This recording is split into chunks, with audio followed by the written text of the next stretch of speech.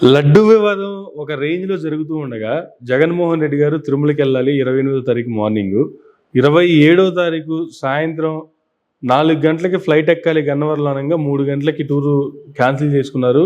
3:30కి press meet పెట్టారు. Press meet ముఖంగా మాట్లాడారు.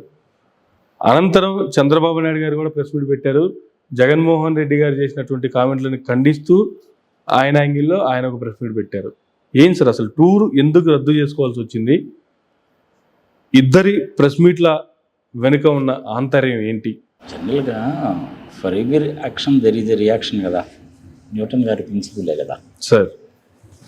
4 గంటలకు ఫ్లైట్, 3 గంటలకి అనౌన్స్మెంట్, 3:30కి ప్రెస్ మీట్. ఇది ఒక పార్ట్.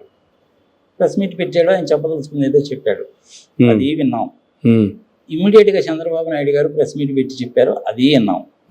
వీళ్ళిద్దరి మధ్యలో మన పవన్ కళ్యాణ్ గారు పంచె పైకి ఎగ్గట్టి మెట్లు పోవడం కూడా చూసాం. వీళ్ళందరి మధ్యలో మళ్ళీ లడ్డు వివాదం వచ్చేసరికి లోకేష్ బాబు ఏం చెప్పాడో కూడా చూసాం. సరే, దాన్ని తీసి కాసేపు పక్కన పెడితే సార్, మరి జగన్మోహన్ రెడ్డి ఎందుకు లాస్ట్ మూమెంట్ లో క్యాన్సిల్ చేసుకున్నాడు?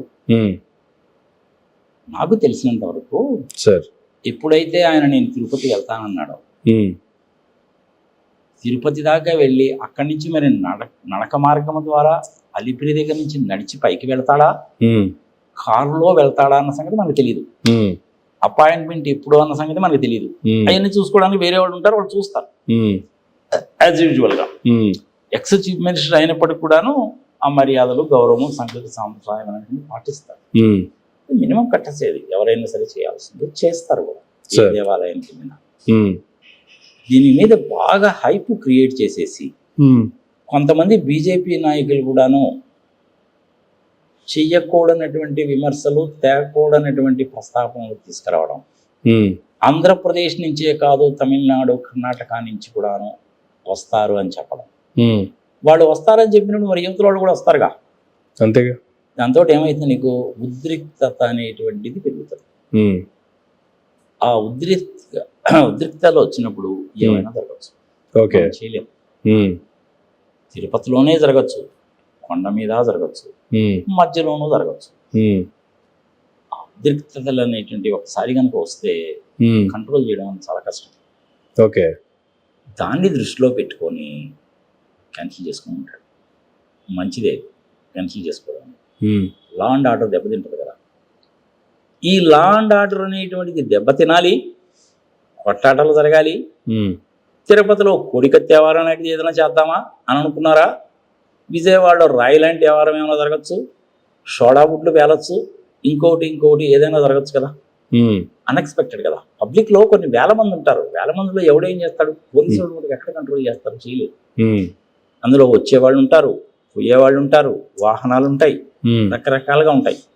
కొన్ని వేల మంది గుమి కొడతారు. అలాంటప్పుడు మాస్ని కంట్రోల్ చేయడం అనేది చాలా కష్టం. పోలీస్ వాళ్ళని కూడా మనం బ్లేమ్ చేయడానికి వీలు. అదేదో పోలీస్ యాక్ట్ ప్రకారం అది చేశాము, ఇది చేశాము, నోటీసులు కూడా ఇచ్చామన్నాడు. జగన్మోహన్ రెడ్డి ఏమో నోటీస్ చూపించాడు, చంద్రబాబు నాయుడు గారు ఏమో ఎక్కడిచ్చారో నోటీస్ నాకు చూపించండి అన్నాడు. ఇచ్చారా లేదా అన్న దాంట్లో క్లారిటీ లేదు. అంటే వైఎస్ఆర్సీపీ ముఖ్యమైన నేతలందరికీ నోటీసులు వెళ్ళాయి. ఆ నోటీసులే జగన్మోహన్ రెడ్డి గారు ప్రెస్ మీట్ ముఖంగా చూపించారు. అంతే కదా. సరే, వాళ్ళందరికీ ఇచ్చారంటే అర్థం ఏంటి? మీరు పాల్గొనవద్దు, చేయవద్దు, మిమ్మల్ని అరెస్ట్ చేస్తాము అని. దాంట్లో అదే రాశారు, డైరెక్ట్ గా అదే రాశారు. కొంతమందిని హౌస్ అరెస్ట్ కూడా చేసినట్టున్నారు, if I subjected to correction. అంటే అక్కడ కాపలా పెట్టారు, ఇన్ కేసు బయటకు వస్తే మాత్రం వెళ్ళటానికి పర్మిషన్ లేదు అనేసి. లా అండ్ ఆర్డర్ దెబ్బతినకుండా ఉండడానికి, శాంతి భద్రతల కోసము దృష్టిలో పెట్టుకొని ఆయన క్యాన్సిల్ చేసుకొని ఉంటాడు. అది మంచిదే, తప్పేం లేదు. ఆయన క్యాన్సిల్ చేసుకోవడానికి కారణం ఎవరయ్యా అంటే ఆయన కాదు, వీళ్ళు చేసిన దిక్కుమాలిన పనులే కారణం. మరి వాళ్ళు ఆ విధంగా ఎందుకు చేశారు అంటే, ఆయన రావాలి, డిక్లరేషన్ అనాలి, గొడవలు జరగాలి, ఏదో ఒక గందరగోళాలు జరగాలి, ప్రభుత్వానికి ఇది కావాలి, మెయిన్ అది కావాలి. దానికోసం అని చెప్పి వాళ్ళు ఆల్రెడీ సమాయుక్తం అయిపోయారు. తెలిసిపోతుంది కదబ్బా, పోలీస్ డిపార్ట్మెంట్ ఇంటెలిజెన్స్ ఉంటుంది, ఆ మాత్రం తెలియదా? దాన్ని దృష్టిలో పెట్టుకొని ఆయన చేశాడు, కానీ వెళ్ళకూడదని కాదు. గతంలో ఎన్నిసార్లు వెళ్ళలేదు ఆయన కూడాను. నెత్తి మీద పెట్టుకొని పట్టు వస్త్రాలు వేయడానికి ఆయన వెళ్ళాడు. ఆయన నాన్నగారు రాజశేఖర రెడ్డి గారు చాలాసార్లు వెళ్ళాడు. అవును రాజశేఖర రెడ్డి గారు వెళ్ళినప్పుడు ఎప్పుడు వివాదం రాలేదు. అవును అబ్దుల్ కలాం గారు వచ్చినప్పుడు డిక్లరేషన్లో సైన్ చేసే వెళ్ళాడు, ఆ సంగతి మనకి తెలిసిందే. సోనియా గాంధీ గారు వచ్చినప్పుడు సైన్ చేసి వెళ్ళారు, ఆ సంగతి తెలిసిందే. రాజశేఖర రెడ్డి గారు చేశారా లేదా మనకు తెలియదు. రాజశేఖర రెడ్డి గారు నేను క్రిస్టియన్ అని చెప్పి గర్వంగా చెప్పుకున్నాడు. విజయమ్మ గారు అయితే బైబిల్ను పట్టుకొని ఇప్పుడు తిరుగుతూ ఉంటది. జెరూసలేం కూడా వెళ్ళొచ్చాడు రాజశేఖర రెడ్డి గారు. అప్పుడు రానటువంటిది, అప్పుడు లేనటువంటి డిక్లరేషన్ ఇప్పుడు ఎందుకు వచ్చింది? ఇన్నాళ్ళు జగన్మోహన్ రెడ్డి అధికారంలో ఉన్నప్పుడు లేనటువంటిది, అధికారంలో ఉన్నప్పుడు రానటువంటిది ఇప్పుడు ఎందుకు వచ్చింది? పర్పస్ఫుల్ గా, ఇంటెన్షనల్ గా, ఉద్దేశపూర్వకంగా చేసిన పని తప్ప ఇంకేమీ కాదు. అయితే అబ్దుల్ కలాం గారు వచ్చినప్పుడు కింద తీసుకుందాం అనేసి అనుకున్నారు, పొలిటికలైజ్ చేద్దాం అనుకున్నారు. అది కూడా ఎందుకు? లడ్డూ వివాదంలో అడ్డంగా దొరికిపోయారు. ఇక్కడికి వచ్చేసరికి ఏమో సుబ్రహ్మణ్య స్వామి ఏమో 23వ తారీఖు 65 పేజీల పబ్లిక్ ఇంట్రెస్ట్ లిటిగేషన్ కేసు వేశాడు, క్లియర్ గా రాశాడు, డాక్యుమెంట్స్ సౌండ్ క్లిప్పింగ్ తో సహా ఆయన పెట్టాడు. ఇంకా దానికి తిరుగులేదు. మనం దాని మీద కూడా ఒక వీడియో చేశాం. అంత ముందు కూడా మనం ఒక వీడియో చేసినప్పుడు కూడా చెప్పుకున్నాం, అయ్యా చంద్రబాబు నాయుడు గారు ఇప్పటికైనా కొంపలంటుకు పోయిందేం లేదు, మీరు వాస్తవాలు చెప్పండి అని. అవి రెండు కూడా ప్రజలు చూసే ఉంటారు. సరే ఎంతమంది చూసారని దట్ ఈస్ డిఫరెంట్, ఒక్కొక్కరికి ఒక రకంగా ఉంటుంది.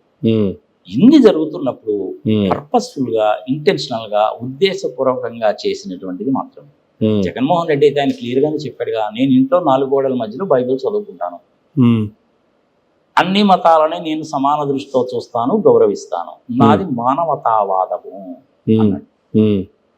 కాన్స్టిట్యూషన్ లో కూడా ఏమి రాశారో కూడా చెప్పాడు ఆయన. సెక్యులర్ అనేటువంటి పదం ఉందని. యాక్చువల్ గా భారత రాజ్యాంగంలో సెక్యులర్ అనేటువంటి పదం ఒరిజినల్ గా లేదు. తర్వాత రాజ్యాంగాన్ని అమెండ్ చేసి ఇంక్లూడ్ చేశారు. ఓకే, ఒరిజినల్ గా ఉన్నప్పుడు ప్రియాంబుల్లో ఏంటంటే నాకు గుర్తున్నంత వరకు subject to correction, sovereign, socialistic, secular, democratic, union of states అని ఉంది. Okay, union of states very clear గా ఉంది. డెమోక్రాటిక్ సెటప్ అంటే ఎలక్షన్లు పెడతారు. సెక్యులర్ అనేసి అంటే భారత రాజ్యాంగంలో ఉన్న ప్రకారం చేయొచ్చు. సుబ్రహ్మణ్య స్వామి గారు కూడా రాసింది అదే కదా, article 14, article 19, article 21, then article 25, 26, 32 ఇయేగా ఆయన పెట్టింది. రాజశేఖర్ రెడ్డి గారి టైంలో లేనటువంటిది ఇప్పుడు ఎందుకు వచ్చింది? జగన్మోహన్ రెడ్డి అధికారంలో ఉన్నప్పుడు లేనటువంటిది ఇప్పుడు ఎందుకు తీసుకొచ్చారు? డిక్లరేషన్ చేయమని చెప్పి అడిగారు, నేను క్రిస్టియన్ అని చెప్పి ఆయన క్లియర్ గా చెప్పాడు. అంటే హిందూ కాదనే అర్థం, అంతే కదా? ఇన్నాళ్ళు అడగనటువంటిది మీరు ఇప్పుడు ఎందుకు అడుగుతున్నారు? అక్కడే నీకు దురుద్దేశం అనేది బయటపడుతుందా లేదా?